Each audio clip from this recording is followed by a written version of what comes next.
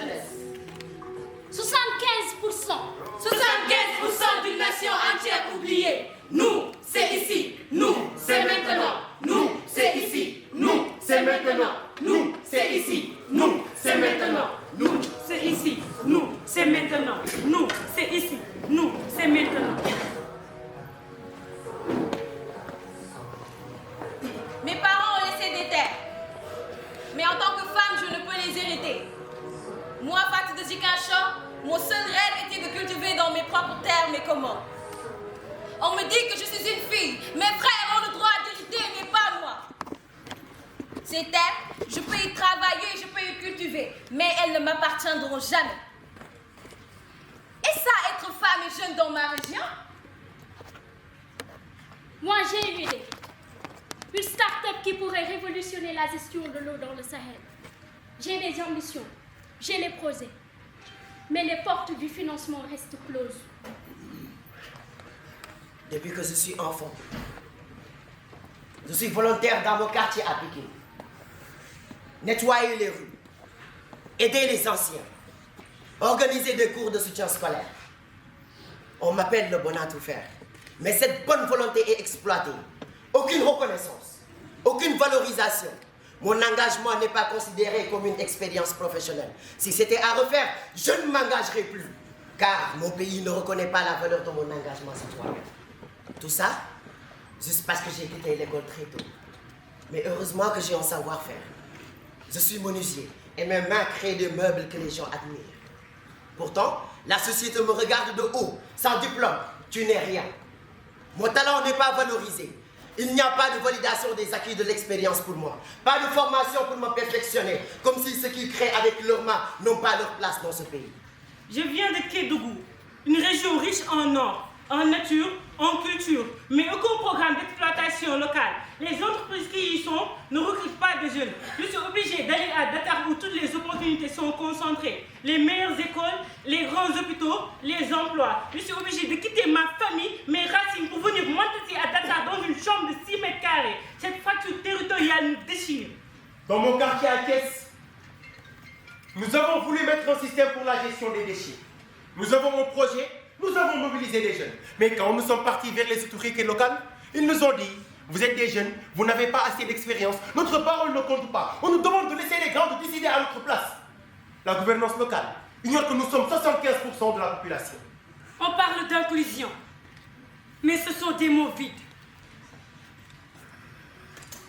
Je suis en situation de handicap. Je voulais étudier, mais l'école de mon village n'est pas accessible. Les bus ne sont pas équipés. Et pour trouver du travail, c'est un parcours du combattant. Mais la société me pousse à la mendicité, à la dépendance, alors que je veux juste être un citoyen à part entière. Bien que nous sommes des artistes, bien que nous sommes des jeunes, nous voulons juste être un citoyen à part entière. Voilà le problème. Voilà pourquoi nous sommes ici. Voilà le problème. Voilà pourquoi nous sommes ici. Voilà le problème. Voilà pourquoi nous sommes ici. Pour agir, pour transformer, pour vivre. Mesdames et messieurs, bonjour et bienvenue à la convention du 11 décembre 2025. Comme vous pouvez le voir, nous sommes autour d'une table pour débattre des problèmes de la société sénégalaise. À côté de moi, il y a des hommes et des femmes. Ils sont des étudiants, mesdames et messieurs, des handicapés, des hommes aujourd'hui qui veulent que le pays change. Mais avant cela, nous allons commencer par leur donner la parole. Mesdames et messieurs, la parole est à vous. Merci beaucoup, Madame la présentatrice. Moi, en tant que représentant de l'autorité, la question que je me pose, c'est que pourquoi la jeunesse a tendance à nous demander les salaires, à nous demander de l'emploi, mais ne se retrouve jamais vers le volontariat? Parce que monsieur, Parce que monsieur, le volontariat, ce n'est pas un luxe. C'est la respiration d'une communauté. Mais on nous dit, allez faire du bénévolat. Sans reconnaissance, sans perspective, sans protection. Et demain, vous n'avez pas d'expérience professionnelle, nous dira-t-il. C'est ton piège. C'est ton piège. Et les filles qui s'engagent, elles sont doublement invisibles. Volontaires et jeunes femmes, cumul des discriminations. L'engagement civique doit être féminisé. L'égalité d'accès et l'égalité de reconnaissance. Reconnaissance, protection, dignité. La dignité du volontaire, monsieur. Calmez-vous, je vous comprends. La dignité du volontaire, c'est vrai. Mais avant tout, dites-moi ce que vous voulez réellement. Vous nous Monsieur. exigez quoi? Excusez-moi, ces messieurs et dames, ils exigent un carnet national civique qui valorise chaque heure de service, un cadre institutionnel qui valorise les volontaires comme des partenaires. Ils veulent des bourses de reconnaissance et une protection sociale complète. Voilà ce qu'ils veulent. D'accord. Il n'y a pas de souci. Il n'y a pas de souci. Nous ferons des efforts concernant cela. Ne vous inquiétez pas. Je suis étudiant, mais je ne suis pas formé. Je suis informé sur du passé.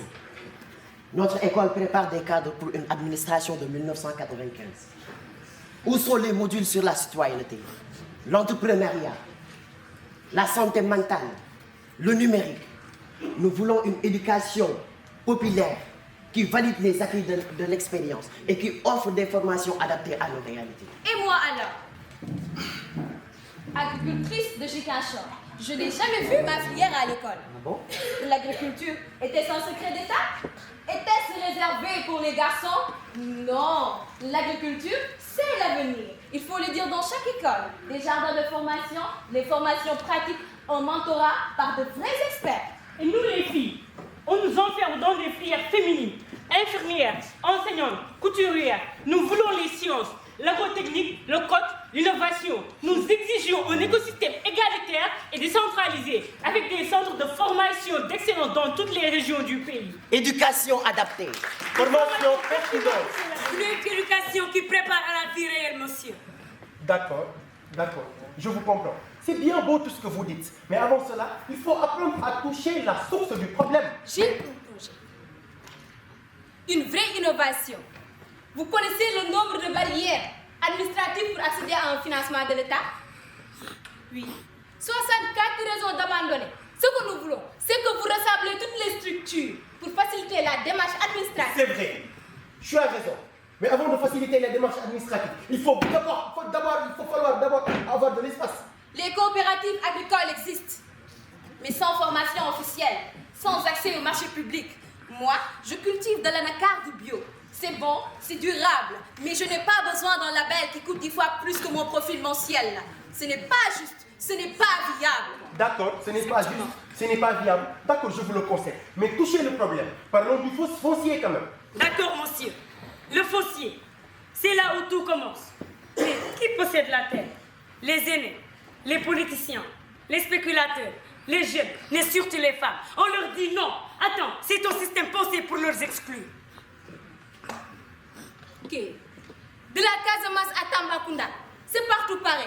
Les normes coutumières nous enferment, les lois ne nous protègent pas, et même les terres productives disparaissent sous le béton.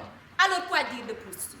Les femmes et la terre, un tabou. On nous refuse l'héritage, le droit de cultiver seul. Il faut passer par un homme. Et c'est le 19e siècle. Et c'est fini. Nous les femmes de la vallée du fleuve du Sénégal, nous réclamons notre droit à la terre. Pas de terre, pas de racines, pas de racines. Pas d'avenir, monsieur. D'accord, je vous le conseille.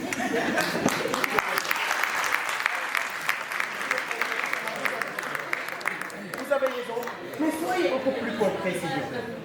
Monsieur, voilà ce qu'on exige. Une loi sur les zones agricoles protégées dans chaque commune. Et c'est obligatoire, vous allez le faire. Nous voulons des bourses de reconnaissance. Nous ne voulons pas de promesses. Nous voulons une agroécologie qui nous rend résilients face au climat. Nous ne voulons pas de promesses. Et concernant les personnes handicapées, on en fait quoi? On les inclut dans l'agriculture, monsieur. Exactement. Vous nous posez les questions sans nous éviter aux réponses. Vous élaborez les budgets, les projets, les politiques, les plans, et puis vous remarquez que ça ne marche pas. C'est parce que vous nous avez oubliés. Les conseils municipaux, les jeunes, 2%, les jeunes femmes, 0,3%. Ce n'est pas une sous-représentation, mais c'est une exposition programmée. Et ça va s'arrêter ici, pas demain, mais maintenant, monsieur. Oui, nous exigeons une loi sur la représentation des jeunes. 30%. 30% de jeunes dans toutes les instances électives et décisionnelles. Au maximum d'équité. Et pas dans 5 ans, mais dans les 6 prochains mois après la convention. Monsieur. Et nous les handicapés, nous sommes 700 000 au Sénégal. Et les portes fermées. Maintenant, la gouvernance inclusive, c'est tout, sans exception, sans hiérarchie de dignité, ni d'appartenance, monsieur, ni de classe sociale. Et les femmes, les filles, elles ont des voix, elles ont des idées, elles ont de l'énergie. Mais vous les niez, vous les contrôlez, vous les jugez. Et c'est pas normal. La fracture territoriale. Dakar concentre 50% des opportunités. Pendant que les jeunes ruraux attendent. C'est pas durable, c'est pas juste et c'est moins efficace. Une gouvernance participative, c'est partout, chaque région compte. Et mesdames et messieurs, vous avez entendu ce qu'ils ont dit. Et voilà ce que la convention du 11 décembre dit au Sénégal tout entier. Nous les jeunes, nous ne sommes pas le problème. Nous sommes la solution. Et vous allez nous écouter. Pas en 2026, pas en 2025, mais là, aujourd'hui et maintenant, à la Convention nationale de la jeunesse. À l'État du Sénégal, plus particulièrement au ministère de la Jeunesse. Vous qui êtes ici, le 11 décembre 2025, vous allez nous écouter et vous allez vous engager fermement avec un calendrier précis, pas de promesse. À vous, partenaires techniques financiers. Vous financiez ce mouvement. Merci. Maintenant, renforcez-le. Donnez des ressources pour que ça dépasse la convention. Pas une photo. Un vrai système. Un vrai système. Pas une photo, s'il vous plaît. Pas une photo. Et que ça puisse changer les lois. Pas seulement les esprits, vous aussi. À notre génération, à la jeunesse silencieuse, découragée, qui pense que rien ne changera, à ceux qui ont envie de partir, de s'exiler, de fuir. Regardez, nous sommes 136 associations, nous sommes des milliers et bientôt des millions. Mais aussi nous avons nous avons l'énergie, nous avons les solutions, mais aussi nous avons la légitimité. Et le changement ne vient pas du ciel, il vient de vous, de nous, de cette scène et de cet instant. Levez-vous, engagez-vous et transformez. Aux chefs, aux imams, aux guides spirituels du Sénégal, vous êtes respectés, ils sont écoutés, mais utilisez votre influence pour nous soutenir. Oui, prêchez l'inclusion, prêchez la justice foncière, prêchez l'égalité de genre. C'est aussi vos valeurs. Mesdames et messieurs, en ce jour du 11 décembre, la jeunesse a parlé. Nous avons écouté et nous avons compris. Voici le message de l'association Maman Africa. Voici ce que nous apportons en ce jour à la Convention nationale de la jeunesse. Pas de paroles creuses, pas de spectacle vide. Aujourd'hui, la jeunesse a parlé. Vous avez écouté et ensemble, nous allons agir. De Thiès à Matam, de Diourbel à Oussouye, de Gorée à Maroc, nous sommes tous frères, sœurs, alliés. Cette voix est la nôtre. Elle porte notre nom, notre combat et nos aspirations. Nous ne sommes pas le problème du Sénégal. Nous sommes la solution. Et à partir du 11 décembre 2025, le monde va le savoir. Vive la jeunesse du Sénégal. Vive la Convention nationale de la jeunesse. Vive l'association Maman Africa. Vive la transformation. Vive le Sénégal souverain, juste et prospère. Je suis né de la terre rouge, du battement des tambours et du murmure des ancêtres. Je suis Maman Africa, la gardienne des arts, la protectrice des rêves et des aspirations. Je suis l'écho des étoiles, la danse du vent, le chant de la rivière qui traverse le temps. Je suis le reflet de la diversité, la force de l'unité et la lumière dans l'obscurité. Je suis l'incarnation vivante du mystère de la création, le fil invisible qui lie le passé, le présent et l'avenir. Maman Africa, pour vous servir. Maman Africa, avocat de la jeunesse.